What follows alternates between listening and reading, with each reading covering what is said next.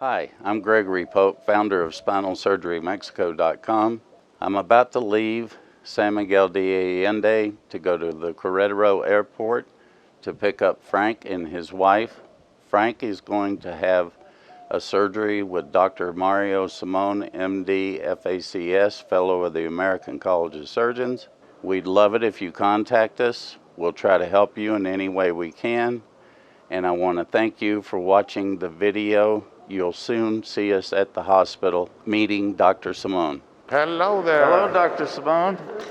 Mr. Pope, how are you? Good, how are you? Nice this to is see Frank. you again. Oh, Mr. Peters, Thank you. It's nice meeting you. This my is Manuel. pleasure. Nice to meet you. Welcome to Querétaro in Mexico. I printed out his COVID test so for the hospital records. All right. They're gonna make you a CAT scan. Oh, Okay, tonight? tonight, Oh, yeah. okay. Just in a while. We're gonna take you to your room, and then you're gonna get down to get the CAT scan. Oh, okay. Okay. That's a new one we need because we are gonna do navigation, in real-time navigation Right. of your spine, in order to get to the precise point of the Right. problem. Okay, yeah. And we are gonna try to do it with a little incision, less than 1 inch. So the CAT scan, how is that? What's the difference from an MRI to a CAT The scan? CAT scan uses X-rays. I see. The MRI doesn't use X-rays. And you can see the bone with a very neat definition in the see. CAT scan, not in the MRI. The MRI is preferably for soft tissues. tissue, yeah. Yeah. In order to make the navigation, we need 3D reconstructions, and that can be done in the CAT scan. Oh, okay. So with the scan, you're gonna know exactly where is the pinched nerve. We already know that because of the studies you sent from Canada, okay? Okay. We're already sure about that. We Yeah. don't have any doubt about the problem. Okay. The CAT scan is going to be done because we are going to use the navigator Okay. to locate the exact place or the entry point Okay. to the T1, T2 level. Right. Okay. We usually do that with an X-ray machine that is into the UR, and we use it in a real time. We're watching your spine in X-rays, Okay. Right. like a movie, and we can locate the place. But with the navigator, we can do it in 3D, and it's more precise than the X-rays.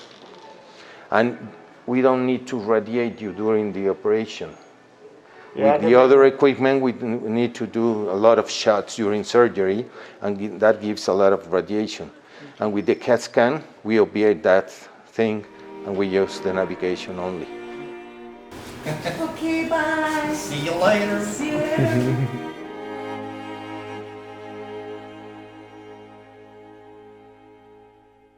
We already gain access because we spread your muscles from the spine and get into the spine directly to the bone. Take in the microscope and we can see perfectly and make bigger the image. And we use the microscope in order to do microsurgery and to take good care of the neural tissue. The junction between C7, T1, and T2.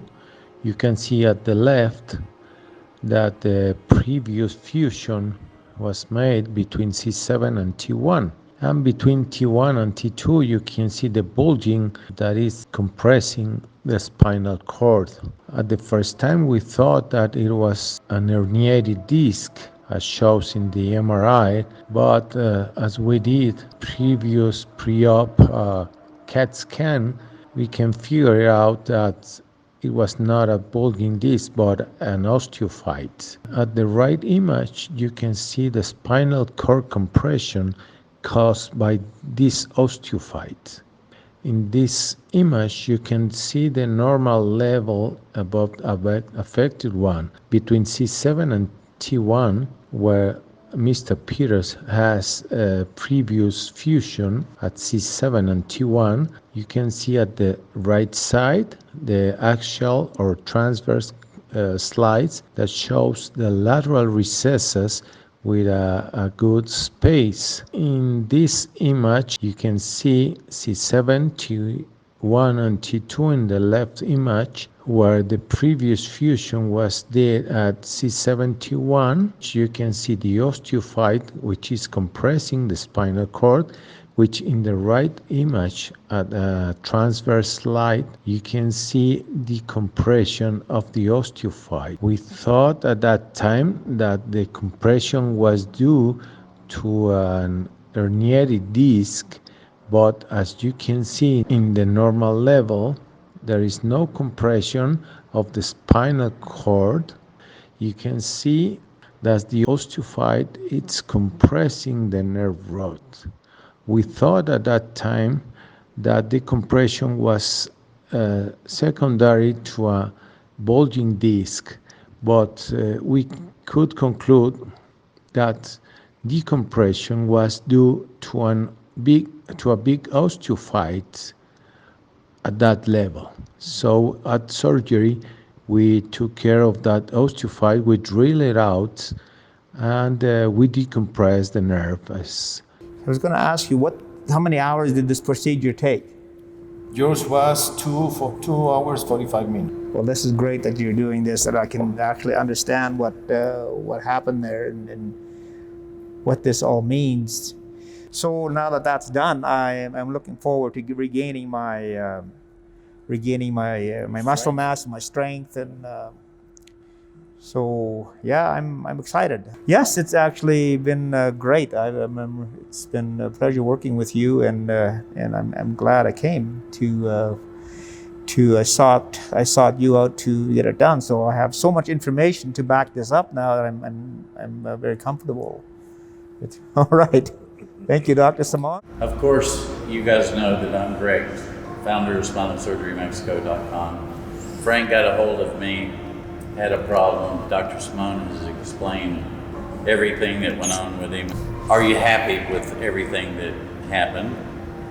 Absolutely. It went very well. I can speak to this because this is my second time that I've had the spine surgery, and I felt really good after the surgery. I felt so good, I just wanted to get out of the hospital. If you have a problem and you're not under the socialized healthcare system like we are in Canada, where you wait for months, and in my case it was years.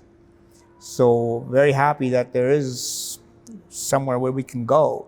So now I knew this isn't going to happen in Canada. So I started looking online, and I found this Dr. Simon, this spine surgeon. When I reached out to you, and the response was very quick, and it didn't take long. I think I could have even had it done sooner had I actually been ready to commit. But I wanted to do my homework, and I wanted to research Dr. Simon's credential. So, and that's what I did before I committed. So yeah, it went very well. The director of the hospital really wants to get feedback from the patients on the hospital itself. Well, I've never, I've been in a hospital a few times in Canada but never in a private hospital. So this is a private hospital where it's like a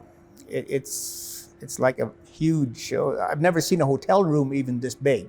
Well, the hospital, the facility itself, I couldn't give it anything less than a 10, because there was more space than you need for two people to be. The facility was just something I've never seen anywhere in the world. I've never seen hospital beds and rooms that big. It's really well set up for I think for international patients, and the accommodation there it's really well set up.